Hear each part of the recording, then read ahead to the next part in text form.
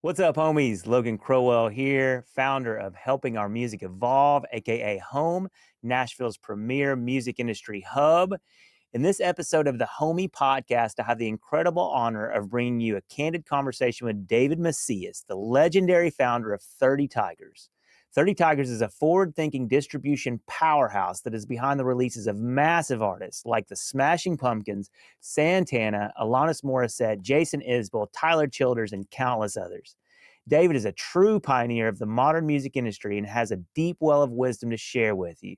I know that you'll love our conversation, and if you do, be sure to share it with a homie. Thanks. You're listening to Helping Our Music Industry Evolve, aka the Homie Podcast, where we bridge the gap between the traditional music industry and the new creator economy. I'm your host, Logan Crowell, serial entrepreneur and marketing nerd on a mission to empower music creators. Join me on this journey so that you don't get left behind in the new paradigm, and I'll show you why there's never been a better time to be in the music business. And now, let's dive in. Okay, David Macias, welcome to the podcast, the Homie Podcast. That's the acronym we're using for this. All right. So, glad to be with the homies. That's what we call our members, but I'm starting to call like extended members of the family homies too. And all right. Just growing that brand. So thanks for being a homie. Glad to be a homie. Thank you for having me. I'm really excited to talk to you. Of course, the theme is helping the music industry evolve. Mm-hmm. Whenever I first moved here and started wrapping my head around the music industry, mm-hmm. I originally moved here as a music creator, aspiring songwriter, producer. Mm-hmm. My thinking was all about that, about like how can independent creators mm-hmm. really make a dent, because it seemed impossible, basically. Mm-hmm. And I was studying at Belmont, and somewhere along the line, I got wind of 30 Tigers. I think we went over there to do this like round table session over there. Yeah. And I'm not sure if you were in town or if I just met some of the managers over there, but it was just so cool. And I started digging around a little bit about the company. And to my knowledge, y'all were really the pioneer in this, letting the artist keep control over the recordings, providing label level results, but as a distribution model. Yeah. So can you tell me a little bit about the background of that? Sure. And how you thought about that? What did people tell you whenever you told them you were going to do it that way? Yeah. Well, and also I'll say that there were a couple people that did this before I did it. Nobody in Nashville, but I was on the very early end of things when it came to the aggregator model, the label services model. And how that all started was my background. I worked for major labels for 15 years, mostly at Arista, and I learned a lot there. The company started in 2001, and at that time, it was right as the CD bubble was bursting. The music business had a bubble that was caused by the change in technology where people were getting rid of their cassettes and LPs and getting CDs, and people had bought Led Zeppelin 4 on cassette were now getting it on CD, and so they were having to double purchase, and so it created which is what everybody wants. Yeah, so it created this sort of artificial bubble with people just as they were changing the way they consumed music. They were having to buy all the things they loved again, and once that period was over and everybody had bought everything that they were going to, everything started to come down a little bit. The business peaked at about $14 billion and started that was like 1999 was the peak. And then right at about 2000, 2001, it was starting to fall off the cliff a little bit, and gradually at first and then very rapidly after that. And that was exacerbated by file sharing and Napster and LimeWire and things like that. The combination of those two things really set it into free fall. So the labels were having to adjust pretty rapidly how they were doing things, and they were letting go of a lot of artists. They were letting go of a lot of executives. But I came out of sales and marketing. I grew up working in record stores. When I worked in the business, I was selling Alan Jackson records to Walmart, things like that. That's the side of the business I was on. And the two most valuable skill sets I always recommend to people too. If you can learn sales and marketing, you won't have to worry about. Yeah, there's put it this way, that's the beautiful thing about this business is that there's a lot of interdisciplinary skills that sort of all have to come together, and you don't have to necessarily own all the skills, but as long as you can think creatively about the model and be able to attract all of those things so that everybody gets to eat, then that's what I was attempting to do. But when we first started the business, my thought was, like, we started as a consultancy, so we were just earning monthly retainers from people, but I'm very into business models and very into thinking about building sound structures. And so I just thought, if I get somebody to hire me for $75,000 a year and it's a startup entity and they have one or two projects, and it's not an efficient thing because, like, I'm going to do everything I can think of to sell those records and to market them and all that, but it just didn't make sense. My very presence would make that entity less viable just because paying somebody $75,000 a year is not efficient. And so my very presence would make them less viable and put undue pressure on that entity to try to do things to scramble to be able to cover overhead costs and all that stuff. And not to say that some businesses weren't formed around there that wound up being lasting businesses, but it felt very boom or bust. We'd have a lot of businesses that were formed by people who had a dream, or they were an oil person in Texas, or they're the biggest beer distributor in Springfield, Missouri, who was sure that his daughter was a star, so they were going to sign a name country act who had just gotten dropped for legitimacy. And when he figured out his daughter wasn't a star, then everything would just implode. And it was a lot of that kind of stuff. And so I thought, rather than subject myself to that, what I would rather do is I'd rather just get 10 people, rather than go around and tell 10 of these entities or individual artists, like, rather than hire somebody for $75,000, why don't you hire me for $7,500 and just get 10 of them to hire me? And so I formed the company with a woman named Deb Markland. We would be everybody's outsourced sales and marketing arm, which helped them be more viable. It was safer for us because if a couple of them fell by the wayside, then we could replace them. And it was a much more efficient type structure, right? And then about a year and a half into that, Red Distribution, which is Sony's wholly owned independent distribution company, which is now The Orchard, approached us they were like, we really love the work that you do. We want you to bring everything through us. And so I was aware, it was right at the beginning of this sort of aggregator model. And if you'll allow it to go down that way, where I can be an aggregator, then I'll bring everything to you. Because at that time, physical distribution was an existentially threatening. If you didn't have it, you were a local act selling CDs out of your van after shows. And that was pretty much it. If you didn't have access to distribution, then you couldn't live up to any aspirations to be a national or international act. It required distribution. So I knew that if I could be the person to bestow distribution on somebody, that was going to help me get clients. And I went to Red and I said, well, if we can do it this way, then then I'm all yours and we'll do this together. And that's how the distribution came to pass. And then over time, we just continued to grow and increase the level of our service. We had to grow very slowly and patiently because... That's what I was about to ask. With your model, what percentage did you start out with?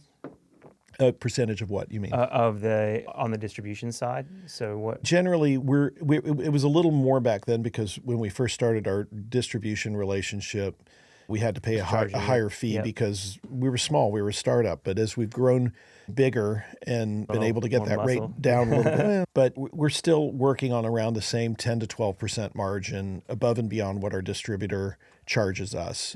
And that allows us to we try to cover overhead with 7% of gross revenues. So that way we have a little bit of a margin. We either have a margin for error or we have a profit. And we just run a tight ship. There's certain things where the risk is a little rich for our blood that we can't do, that I would love to do, and it would be fun, but I have to run a very disciplined operation. But back in the beginning, we didn't have a lot of resources. We didn't have capital to start with because it wasn't a super sexy VC sell to be like, all right, we're not going to own anybody's intellectual property content. We're going to work on really small margins, and people can go when they feel like they need to go. So give me a bunch of money. That was not a super sexy sell. So we had to be very slow and methodical. So we'd grow a little bit, and then we'd add a person or two, and we'd grow a little bit, and we'd add a person or two. And so you started out in your bedroom, right? Yeah, for 2.5 years. Yeah. And then good on you, man. Yeah, no, it was definitely very much a mom and pop operation. But eventually, when it felt inappropriate to have interns in my sitting around my kitchen table, and had gotten to the point where we just, it felt, and again, I try to be very thrifty. I remember one time we won an entrepreneur award from the Chamber of Commerce in the entertainment sector, and I remember they were interviewing everybody, or like having people give quotes, and they were putting them in the Tennessee and all that, and I remember reading everybody's quotes, and it was like everybody's were so inspirational. It was like, never give up on your dreams, and it was like very much like positive. And I think mine was like, be really careful about what you spend. It would be a shame to run out of money before your dream took root. And so I was like, wow, that's a downer, but I'm just sort of very pragmatic that way of, because the sort of CF mentality. Yeah. But I don't know how equipped I am to do anything. It's a joke and maybe about 10% true, but I tell people like I stick around the music business because I either am incredibly ill-equipped to do anything else, or I have a galling lack of imagination, or maybe it's because I really love it. But it's really the latter. But I believed in what we were doing, and so I wanted to be very disciplined about our commission of that, because again, it's just, had I been like, I need to make this salary and we need fancy offices and do all this stuff. If that happens, I'm not sitting here right now. Yeah. As the proprietor of 30 Tigers, I would have bankrupted it in 2005 and been doing something else. I don't know. Yeah, it's so tricky to have that financial discipline in the business. It's one of the very hardest things, other than building the team. So I'm curious, whenever you started the company, did it feel disruptive to you? Like your vision long term? Is it like, hey, this is like an alternative model to a label? And did you get any of that from maybe your associates from the labels, perhaps? I think I felt that way a little bit from the beginning, but when I hear people overshooting the mark or overpromising, or in terms of the meaning of what is happening, I tend to be distrustful of that on a personal level. So I just don't. Avoid the hype, is what you're saying? Yeah. And believe me, I could sit here and bore the shit out of everybody with margin structures and talking about all that kind of stuff. That's really, I think we're a very thought out, considered thing. We try to think through all aspects of what we do. And so to create an environment where we're going to be able to attract and retain artists. And correct me if I'm wrong, but you would just have to bank on having a higher percentage of success overall than the traditional label model, right? Exactly. Like I hear oftentimes, you'll hear label people be like, we lose money on 17 out of every 20 records. And I'm like, those three you shouldn't brag about it. The three that are making money, you must be really screwing those guys, because they're paying for everything. They're paying for everything. And honestly, that is the model. Yeah. And put it this way, I say that, and I apologize to my friends that work at traditional labels. And I don't really mean, honestly, that's a very valid model. I think as long as everybody's like clear going in, right. I don't claim the moral high ground on anything that we're doing, but I'll tell my staff all the time, like, nobody ever bought a 30 Tigers record. They have, however, bought a Jason Isbell record. Yeah. Nobody gives a shit about 30 Tigers. The consumers, the people who are actually spending the money. They have no clue. Yeah. And the inference of that is that should put artists in a better position to leverage their gifts and their value. They should be able to shop around for a model that's right-sized for them. Certain things, like here in town, like if you're a commercial country artist, then you're going to need the radio. You're going to need a radio team. And believe me, I've been involved on that end of things, and that's a very expensive thing. Yeah. Venture. Yeah. Mm-hmm.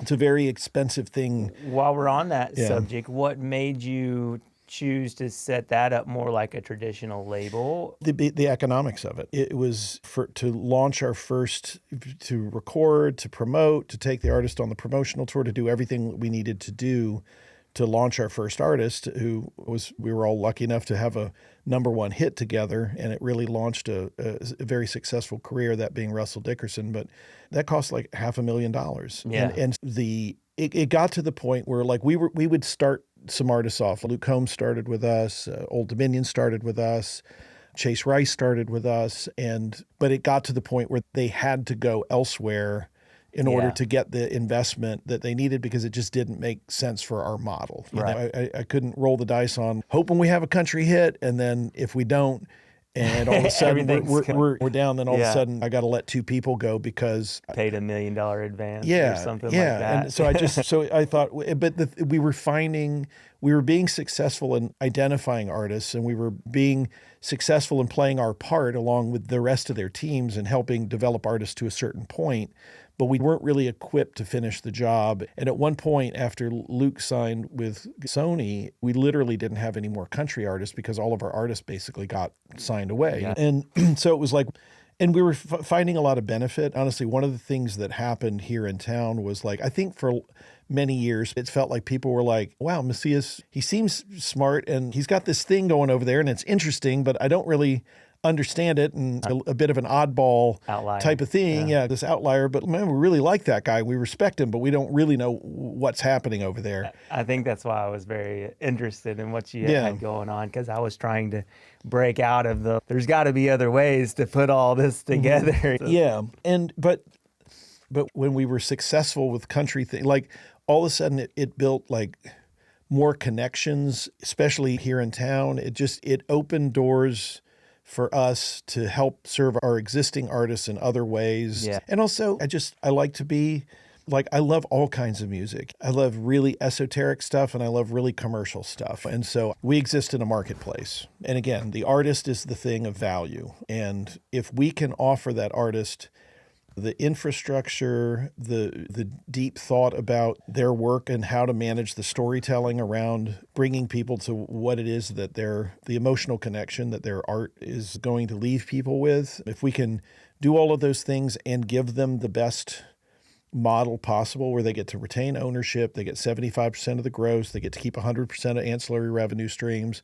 If we can do all of that and run a business, then you've accomplished something. We're going to get the job. And that's the way that it's gone down. But we have to make sure as we grow the business into other genres and things like that, that we have the staff around that knows how to pull it through the other side. We can't, if we do something and we fail, people will be like, oh, those 30 Tigers guys, they seem like nice guys, but man, did we not succeed. Like, we don't need that. We don't need that vibe. And how you grow a business is you do good work and people are like, oh, wow. Like we just signed a band out of England called the Vaccines that are very big over there. And that's hilarious. Yeah, they're an arena band over in the UK, and they're an incredibly great alternative rock band. And the reason we got that we started even conversing with them is that the manager runs the red light office over in London, and he was over, and the Smashing Pumpkins team was raving about the job that we did. He was like, I didn't know anything about your company, but word of mouth is the best marketing, right? And so now what that means for us in terms of our goals in growing internationally, like the fact that we're working with the Vaccines, it's a big deal. And when we've made investments in our UK staff and all that to make sure that like we're going to do it right. And Nancy Quinn, who's the general manager of our company, we've been doing this together for a long time, and we sit and talk and increasingly with 2 of our other executives on staff, Robert Knotts and Matt Berry.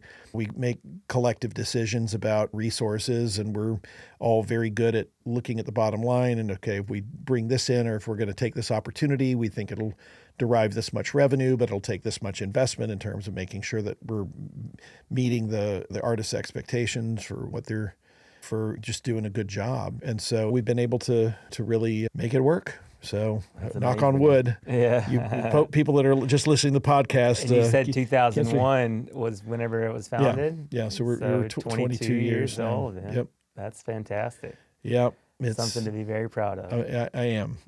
So I try not to hang around in the pride space too much because we got work to do. But rest on your laurels. Yeah. So my artists don't need to be. They're not going to have much patience, nor would I, to watch us pat ourselves on the back or anything like that. I'll pat you on the back at the end of the podcast, man. Thanks. No, that's beautiful, and I love it that you're modest about your accomplishments, and I think that people all too often try to inflate their egos versus just letting their work speak for itself. But again, I'll go back to nobody gives a shit. I'm talking about the people who spend the money. No one gives a shit about 30 Tigers. Right. And they do care about our artists. And another thing I'll tell my staff is we didn't create the music. We don't own the music. We are here strictly in a capacity to serve.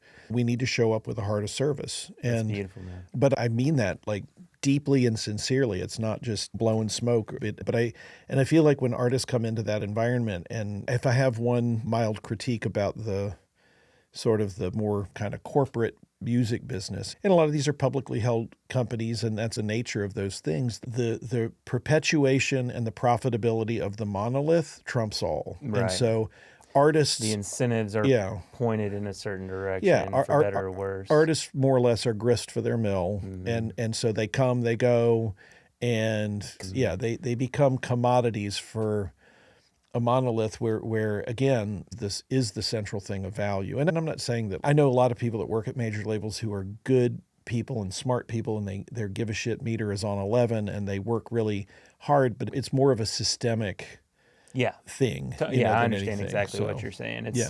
And that's what I realized too, because coming from the indie musician, I don't know about the music business world. There's all this, labels are bad or whatever. And once I actually unpacked historically how the music business came about, and the fact that labels originally needed these massive factories and trucks and everything else to get all the music out to you, and the artists had no way to get their music out to the public. So it only made sense that the record company owns the records. And so it was just like, wow, okay, now what? Because it's not that way. No, it's not that way. And honestly, I think there's very much the nexus of the digitalization of music, and and all that infers from the ease of distribution to the democratization of access and all that. Whereas before, when I started this company in 2001, this was a year before iTunes, or 2 years before iTunes. So if you did not have physical distribution, you were not in the game. And still a major part of your model, is it not? Yeah. Every artist that comes through 30 Tigers gets physical? Is that? Yeah, we want them to, And we're probably only going to sign people if they have relevance. But again, with the resurgence of vinyl, and we pay more attention to indie retail than any company that I'm aware of, because, again, it's not... moves the needle.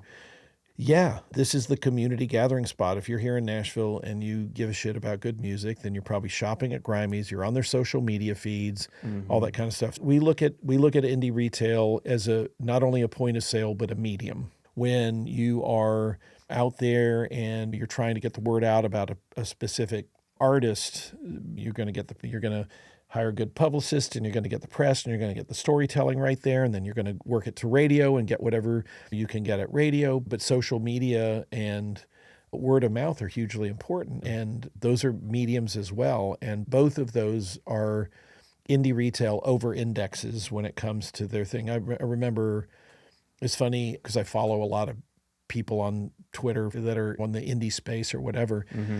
And I remember the first sort of big indie record that came out after the pandemic was the Waxahachie record.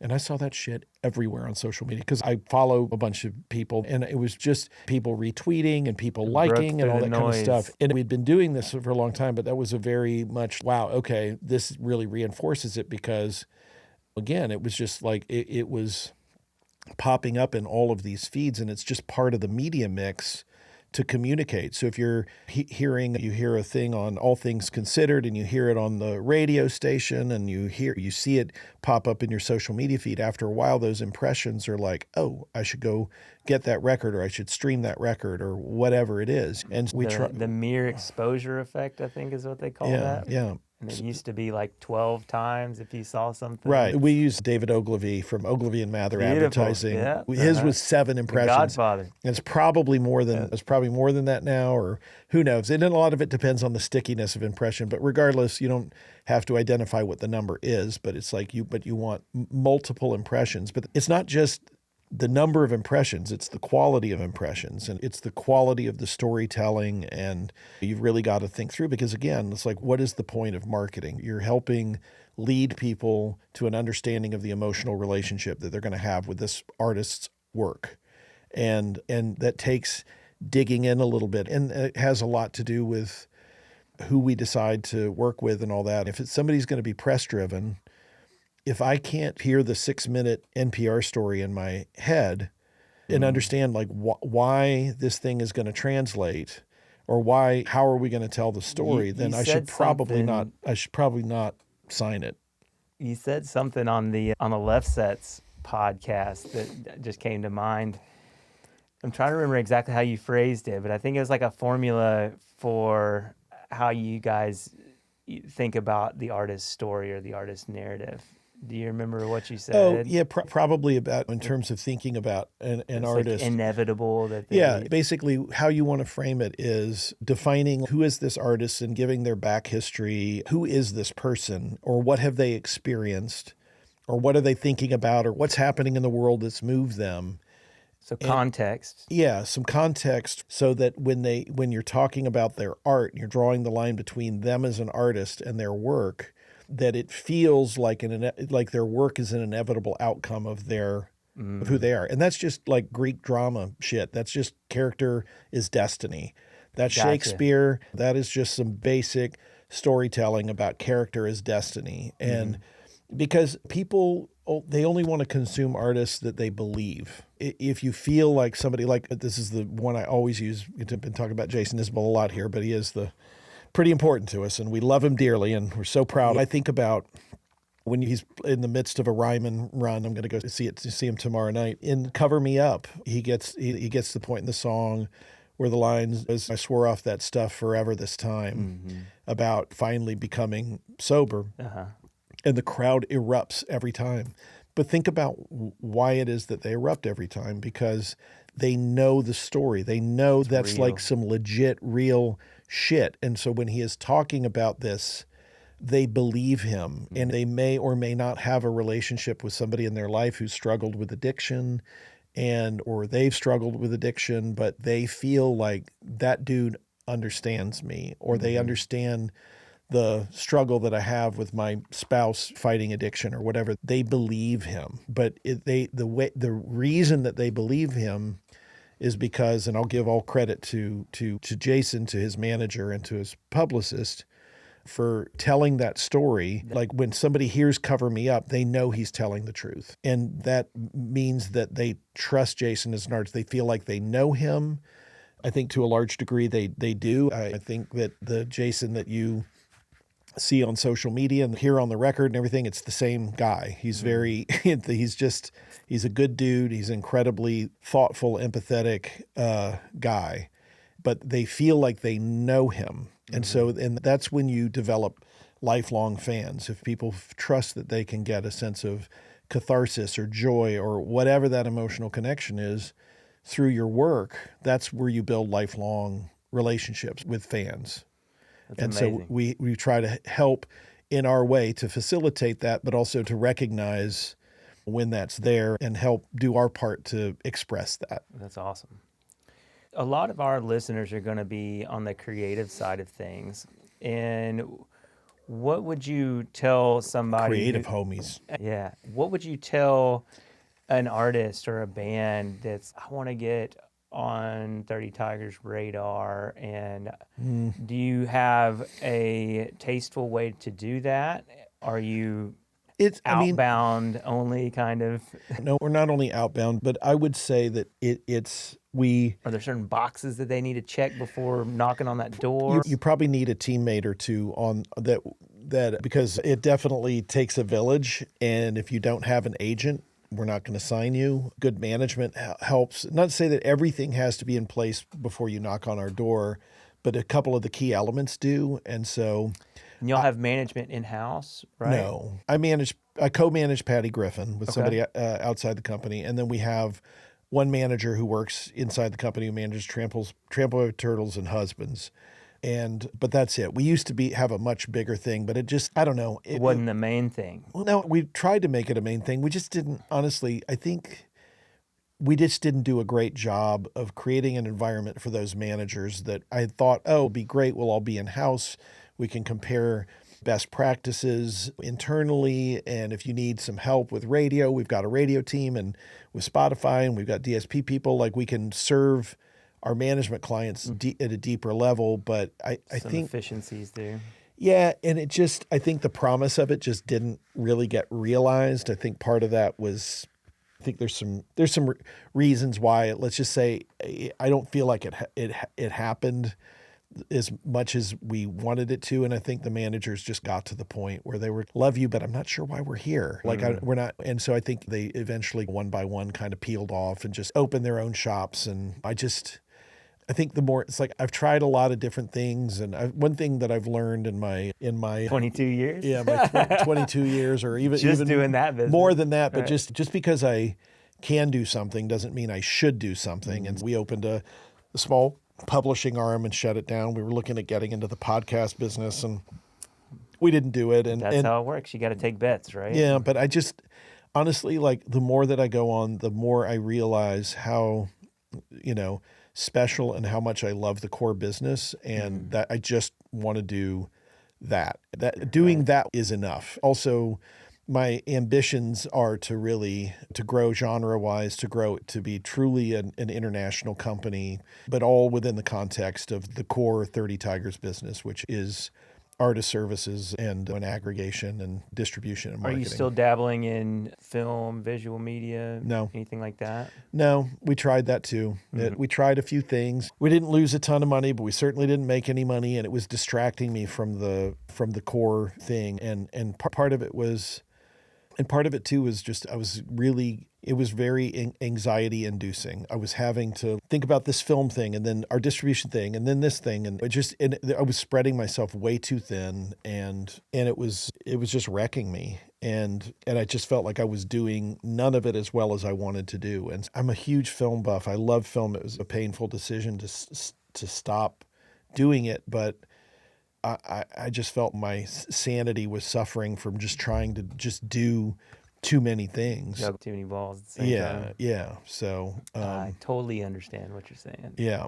So just to step back a second to the artists that you guys end up partnering with, they have an album in the can before? Sometimes not. Okay. I mean, like, we just have a brand new relationship with a band called Red Clay Strays. They're amazing and going to be enormous. And Cool. They did an album independently on their own before, but when we signed them, they didn't have it done. But with the resources that we gave and the financial resources, they were able to go and record with Dave Cobb. And oh my God, the shit is like Cool. unbelievably good. I'm excited about it. Unbelievably good. Yeah. So from that moment, what is it, like a year later when this music comes out? Yeah, that's a pretty good timeline. We do, because there's just a lot to set up and to do to get right. Parts, yeah, and also certain things, like if somebody's going to be working with an agent to execute a touring strategy, they can't just call up and be like, "Hey, the band, and we're going to release it on this day." We're going to put a record out, and we'll see you in 2 weeks. Yeah, agents need a long time frame if they're going to do their job well, and we need to give them a good time frame to be able to do their jobs properly. And it's getting to be a little less of an issue, but for a while there, with the explosion of vinyl, everything was just running super late, and we have somebody internally who handles all of that for it. And I think she did an amazing job of getting us through that time when just things were there were no more machines going online during the pandemic, but everybody was home and, I'm going to get that vinyl. I'm going to get that record player I've been thinking that all my cool friends have. And we did like You had a 2019, 2019, we did 295,000 units in vinyl. And in 2021, we did over 800,000. So it was that. Wow, what a silver lining for y'all, huh? Yeah, I mean, we obviously it's a bad deal, but I'd much rather have John Prine around than all those extra sales. It was just an output of kind of what happened, but the time frames got very long when it came to vinyl. So we would have to do that. We'd have to accommodate for that or plan for that because again, one of my huge pet peeves is when somebody is going to be relevant, if somebody's going to be a press-driven record, and it's going to be a record that like Grimey's is going to do well with, like if we don't have it available to them on the date that it goes up on Spotify and goes everywhere else, it's not serving those guys, and it's hard for us to ask for their advocacy if we don't get our shit together enough to be able to deliver an album. As I've explained, like the value of indie retail to us as a medium is it's a pragmatic consideration. Sure. And I would say, probably about a year. So before it's okay, we're going to do this. And sometimes it can be a little less. Sometimes it can be a little more. Yeah, that's so cool that y'all are still like in that niche of offering a lot of vinyl and actually making that a big part of the business model. I think it's a missed opportunity, I'm sure, for other people. It's again 295,000, 800,000. It's like it's big business. We're honestly vinyl from a dollar standpoint. Vinyl is probably it's over 20% of our volume, our sales volume, depending on what records are coming, sometimes significantly over 20, sometimes, but it's no less than 20% of our sales volume. And are y'all leaning into direct to fan, direct to consumer, helping them set up Shopify sites or anything like that? Nope, we do not. Anything like that? Because we can make recommendations to people about those things, but we do not. We don't monetize their D2C. Okay. Again, that's a relationship between the artist and their fan. Yeah. And you can make the argument that we bring value and that we're helping, but honestly, I know a lot of people are selling vinyl direct to fan. So that was one of the reasons why I thought about it. It's a reasonable question to ask. And believe me, there's times in which certain people in our company are like, maybe we should be like charging them a little bit for vinyl because we're doing a lot of work, but it's honestly the vast majority of the sales come the stores. And so it's, you know what? And also, it drives home the point. You own this is your thing, so you're not buying the vinyl from us. Right, it's yours. Because the vinyl y'all paid for is all in the stores. Yeah. Well, the vinyl that we paid for, they're selling on their sites. But again, it's a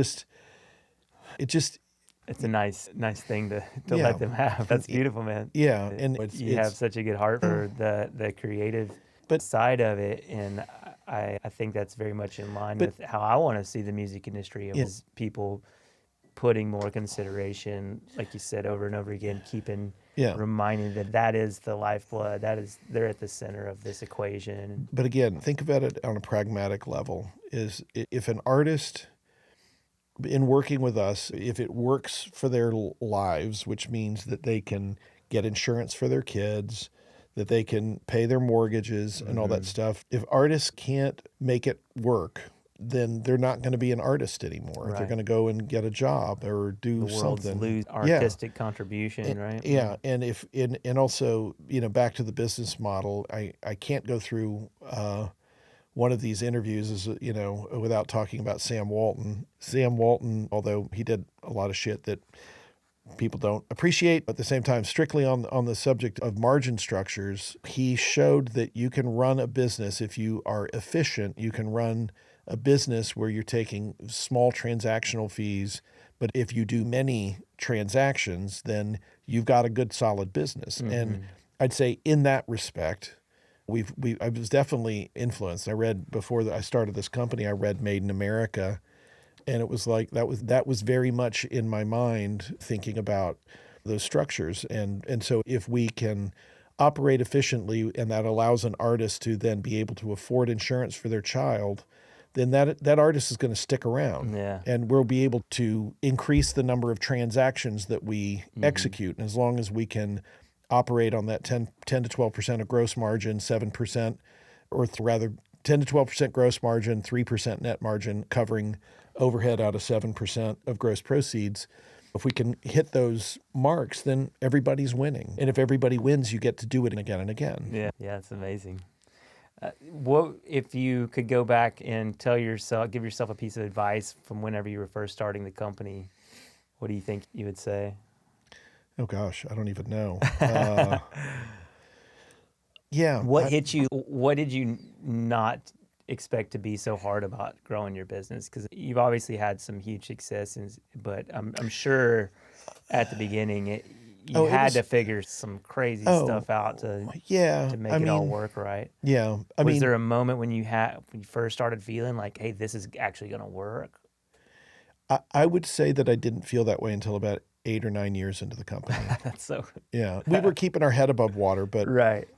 I was paying myself like $40,000 a year and we were not making a profit because again, we'd grow, but we'd hire another person or two. And we were so we kept investing in the company. And believe me, I understand exactly what you're saying. There were many moments where I was like, should I just go get a job? Because I believed in what we were doing. And I'd say about year 9, all of a sudden we started to like actually turn a profit. And it was like, oh, okay, I see where this could go. And I do want to give a big shout out to the Orchard and Sony. They've been amazing partners to us the whole time. But I would say that in terms of working with them creatively, now they had to be open to it, but again, I had to also ask for certain things and explain why, but they've always trusted me and they've always valued me as a partner. And I've definitely had to be, I don't even say creative about like financing and cash flow and all that kind of stuff, but Sony's been there every step of the way. But the things that I have had to learn and continue to learn about the ebb and flow of cash and also just staying on it because we have a lot going on and sometimes it's hard to just feel like, oh my God, am I on top of this? All the dials and all the switches and everything is actually, I guess the one thing that I would say is that I wish that I had come around on the idea of culture a little more, a little earlier. I did a talk one time on innovation, and I feel like sometimes we wander into the SBFs and the Elizabeth Holmes, and they talk a lot of shit and they talk whatever, and I just am like, and I think that because I have an aversion to that kind of stuff, and I'm just anxious to just shut my mouth, do the work, and let the work speak for itself, that I think I've been a little shy about articulating mostly internally, but even externally, certain cultural things that can feel a little esoteric and a little bit like talking about some of our philosophies about art and narrative and things like that. I think they're pragmatic things, but it took me a little while to be comfortable, like I wasn't being a fraud in saying some of these things and talking about it, because it can sound like some bullshit, I think. And I know exactly what you're saying. Yeah. And so when you're spreading the ideas among your team is what you're talking about. Or even externally when we're talking about some of these things, like it can feel, like I said, I've had this in conversations with some of the people that I've been speaking to, like managers or whatever. It's, wow, sometimes this just almost feels like it's too good to be true. But I feel like I didn't trust myself early on to like really lean into certain thoughts and ideas that I had. I was very uncomfortable as I started talking about some of these things. I felt a little, we all suffer from imposter syndrome to a certain degree. And I think the more the business grew and the more I was like, no, I really believe this shit. Like I really believe it. And I felt more comfortable, and I noticed the effect that it would have both in terms of internal conversations and how we talk about how we serve our clients internally and all that stuff. And that's what sort of, that's what defines a culture. And I feel like I wish I'd done that a little sooner. Yeah, that's great advice. That's amazing. So do you have any thoughts as like right now the music industry's evolving faster than ever, right? Getting disrupted again by AI. Yeah. There's potential for cool blockchain technology to revolutionize tracking royalties and things like that. The platforms are shifting, the algorithms are shifting, the platforms are competing. And because of all this, one of my sort of slogans that I use for this podcast is that there's never been a better time to be in the music business. And I say that directly to the creators. What is it that creators can do to just embrace all the shifts that are going on and still find their legs in all this? It's funny. I just had lunch with an artist from Texas, Sierra Bernal, who moved to town about a year ago. Really talented young singer-songwriter, and we were talking about this because she was like, we were in fact talking about AI, and I said, you know what, I said, you're an artist, like your value, now, be interested and learn about these things, but that is not your utility. Like your utility is to channel the pain of the world or the joy of the world or whatever. Your joy is to be an open channel to people aren't going to consume your music because you're deeply knowledgeable about generative AI. So open your heart and learn about this other stuff, but just don't feel like you have to be a technologist to be successful in this. And believe me, I'm trying to educate myself rapidly on Gen AI because one of the ways in which I serve our artists is to have an informed opinion. I've been famous, or in certain circles, infamous for my staunch defense of Spotify through the years, which was not always the most popular thing. But how I came to that was early on, I was like, I got to figure this shit out because our artists are like, should we be participating in this or not participating in this? Or if we're going to participate, how should we participate? Yeah, there was a huge divide early on, right? Oh, yeah. And so what I did was I just started calling people in Sweden because it had 85% market share there already. And it was like, what's your business like? And everybody was like, great. And the more that like everything that's happened in terms of we talked about the dip from like 14 billion down to 7 billion. The valley was like $7 billion in terms of the retail value. Yeah, the recording industry retail value. So we took a 50% drop over the time period of 1999 2014. Now we're going to be probably 17 billion. Streaming has just kicked open the door. Yep. It's been a huge benefit to the It's a lot more industry. Predictable too, right? Yeah, absolutely. But the difficulty is though because of the democratization of access. I'm a hillbilly, so I like to talk about everything in terms of KFC. Where are you from? Lakeland, Florida. Okay. And people sometimes are like, Florida's not the South. And I'm like, I grew up around a lot of Trans Ams and Leonard Skinner 8-tracks, so I beg to differ. Yeah. But you used to be able to feed, with an 8-piece bucket of chicken, you used to be able to feed a family of 4. And now we have a 20-piece bucket sitting in the middle of the table, but now we have 30 people around the table. Yeah. And so somebody is going to probably go a little hungry.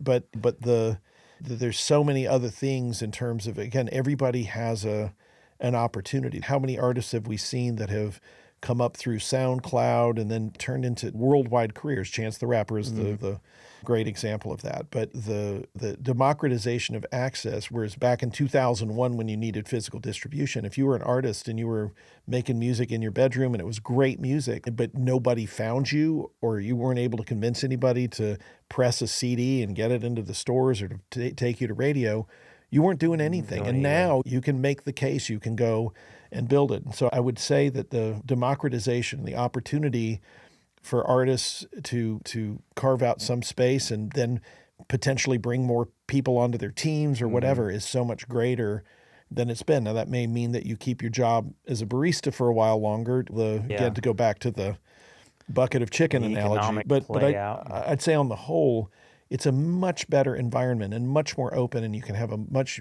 greater opportunity to do that. Now, with generative AI, the opportunities are obvious. The potential downsides to it are tough. If you are like, I want to write a song about Trans Ams that, and make it sound like Jason Isbell or whatever. Right now, the compensatory structure isn't there. You are asking to use Jason Isbell's work in his data set. His data set, and without any compensatory model, and that feels unfair and unsustainable and frankly, if you talk to certain people, actually out and out illegal to be using somebody's copyrights and having some sort of a monetary relationship happening. One thing, and I'm at the very beginning of this, and I repeat, I'm from Lakeland, Florida, so I'm the product of the Central Florida public school system. So sometimes it takes me a minute or two longer to grasp certain things, but I'm trying to develop the basic understanding of what the architecture looks like. So can there be a thing like, okay, that's an easy one, right? Mm-hmm. Jason should get compensated because people are saying like, okay, write me a song that sounds like Jason Isbell, and they're using his work to pull that out. What happens if you're just like paid for each one of those? Yeah, but what happens if it's okay? I want to write an Americana song that talks about Trans Ams or whatever.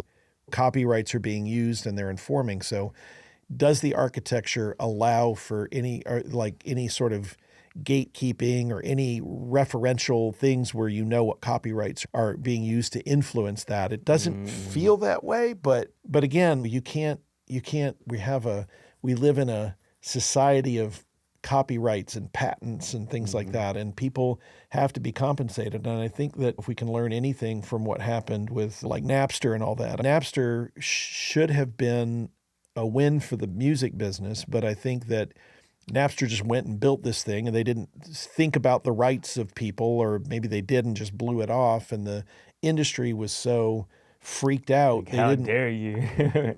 And when they had a right to be upset, but they tried to kill it rather than figure out. Leverage it. And how long between Napster and then when you have streaming services where you're paying $10 a month to be able to consume whatever it is that you want. And even though the Napster thing was like that, but it was a downloaded version of that. But how long did it take us to get from Napster to a working model? 12 years? And funny side note, Napster is still a thing. Oh, I know. And they pay out a penny per stream. Yeah. Ironic. But I hope that, and believe me, smarter people than me are going to need to step up and figure it out, although I'm just trying to figure it out on behalf of my artists. But I do feel like with the Spotify conversation, I went out there and spoke my piece, and I feel like it mattered somewhat that I was out there going, no, this is a good thing. It's going to be a good thing. And here's why. One of those articles that quoted you, and I think I even sent it to you and was like, I have mad respect for this because there's just such a dismal narrative going on versus just understanding that when there's this level of disruption, that means that there's just an insane amount of opportunity at the same time.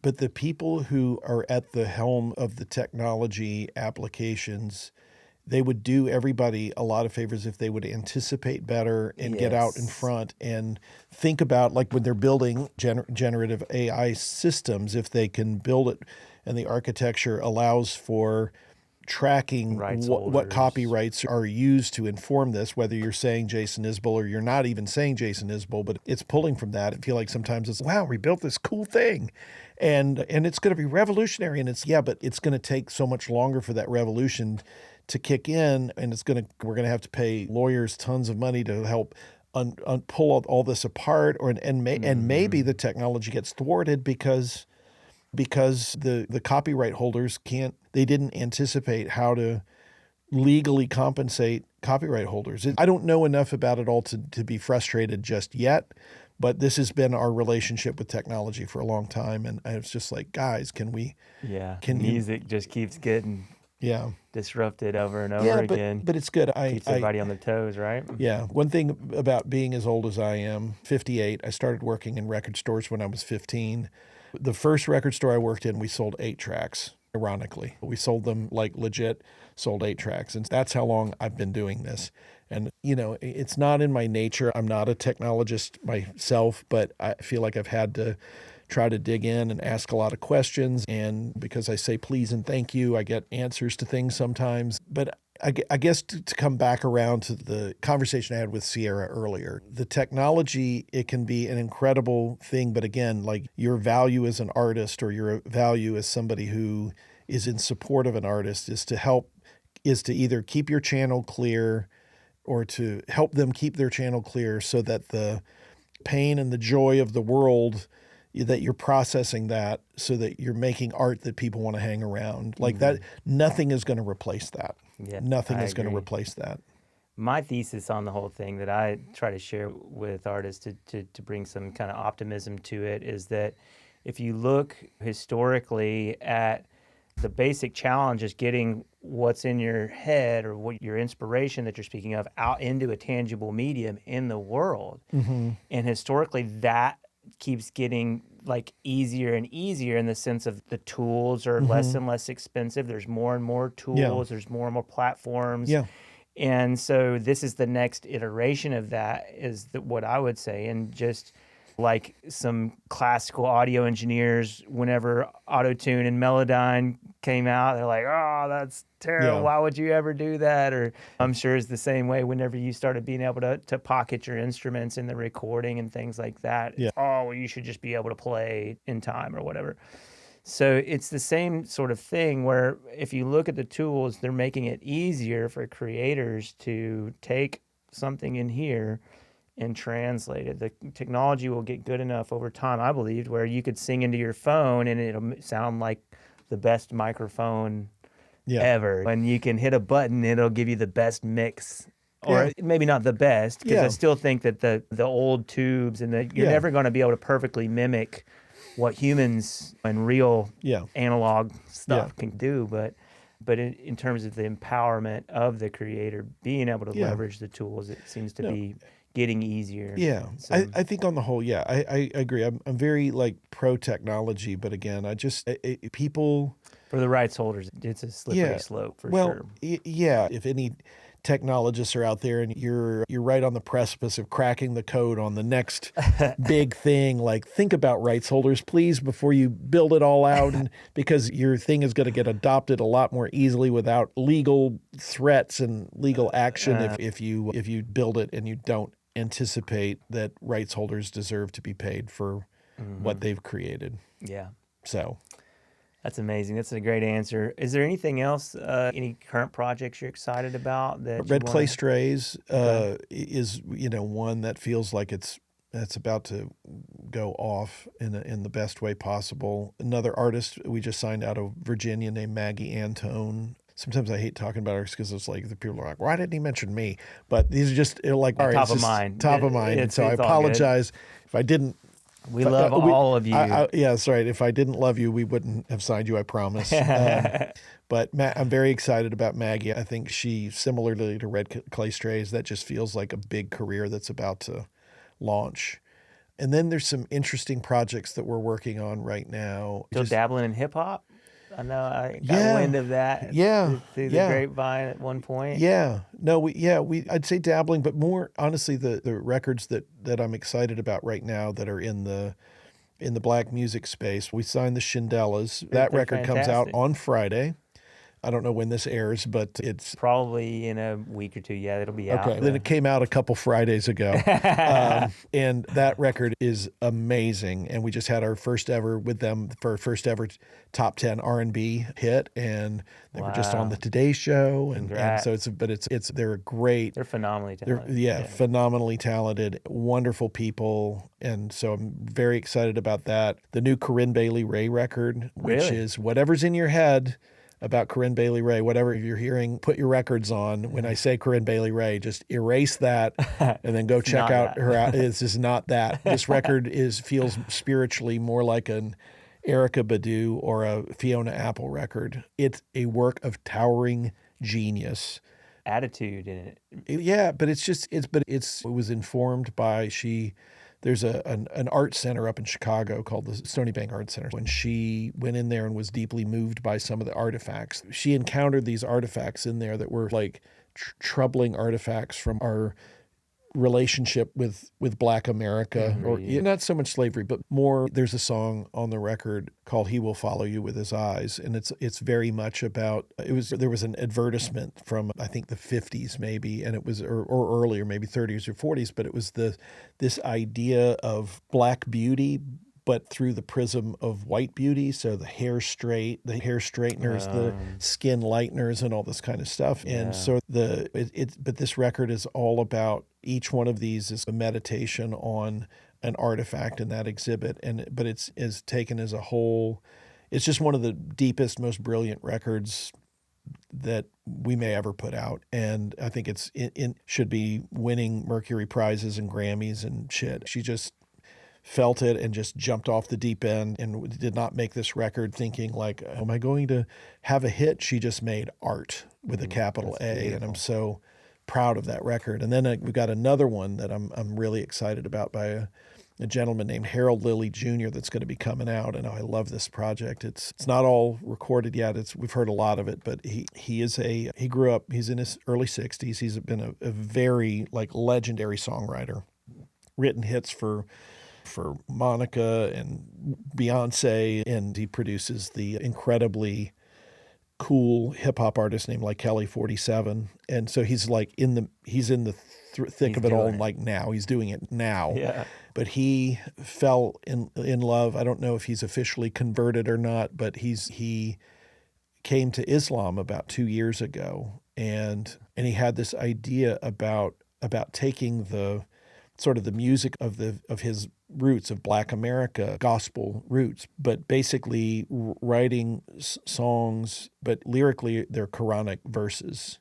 Wow. So he's been doing an album, and the ones that I've heard, it's just super cool. And again, these are the kinds of things like I can absolutely hear the NPR story on that one. And I think about how we market. And to me, that's like fun. It's super interesting. And again, we work with all kinds of things. And when there's things that are going to be more commercial in nature or whatever, but like just being able to be honored to be picked to help go tell those stories it's really meaningful to me. It's going to be fun to think about like how we get the music to the people. And he and his team has got a great manager named Mickey Catano, and she's great. And we're thinking very creatively. We're just in the early stages of that, but I'm very excited about that project. And we just get to do a lot of cool shit. That's awesome. I'm very happy about that. For the people that are on the business side, I think that I have found the less I've been fearful about doing things, the more you dive in and you work with like great art, and then great artists trust you. And you just get in there and work hard and try to help tell good stories, then you get entrusted to do more. And I think a lot of the folks in the business, I think there's, and again, you're talking about corporate environments where there's shareholders, publicly held companies, all this kind of stuff. There's a lot of fear that comes in that because they want financial results quarter by quarter, and it's like, you don't deliver, you may lose your gig or whatever. And so, again, it's a structural thing, but it's not conducive to great art sometimes. Development.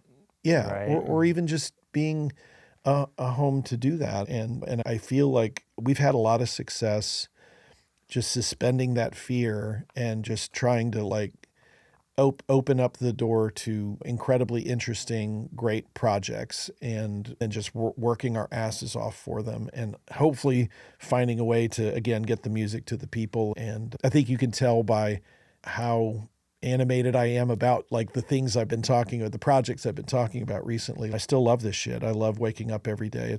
I have a fun job. That's awesome, man. Yeah, So, it's and incredible. Thanks for giving me the opportunity to come and talk about it. Thank you. I really appreciate it. I can only imagine what you got pulling on your schedule, and the fact that we were able to get together in person. It was very special. So thanks so much. I've definitely been an admirer of what you've put together, and your sort of forward way of thinking and keeping artists at the center of what you're doing is beautiful. Thanks. Thank you for that.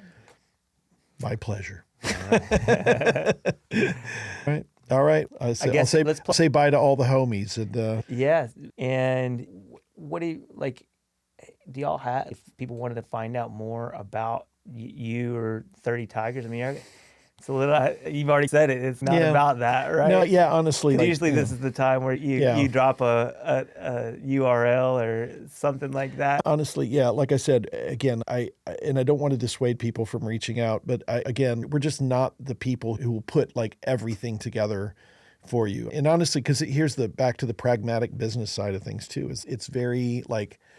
Thankfully, and I'm grateful for this, we get a lot of opportunities to work with artists like Jason and Sturgill Simpson and Ryan Bingham and Patty Griffin and Lucinda Williams on the Americana side. And then on the rock side, we're working with the Vaccines and Smashing Pumpkins and this very successful Swedish metal band called Avatar, and then Corinne Bailey Rae and all that stuff. So we have a finite bandwidth to be able to take on developing artists. Like Morgan Wade started with us, but that came through a manager, Mary Spar, who is just cool as shit and knows what she's doing. And so when she came in, we knew that, okay, together we know what to do. But if it's all on us, then it's just because we can only put out a finite number of records and do it well. Yeah. And we are lucky to be working with so many artists that are already like established and are doing really well, that if you're going to just pop up on our doorstep and have like a great manager or a great agent, it's probably not going to happen. In fact, I can almost assure you that it won't. Yeah. And so again, I don't want to dissuade anybody, but that's just the reality of our business. Yeah, that's understandable. While you're just on the subject of developing artists, just want to say that I saw Jordan Fletcher is on Purple Tigers. Yeah. He's one of the first people I met when I was in town, and saw him playing over next to Soulshine when Soulshine used to be on Division.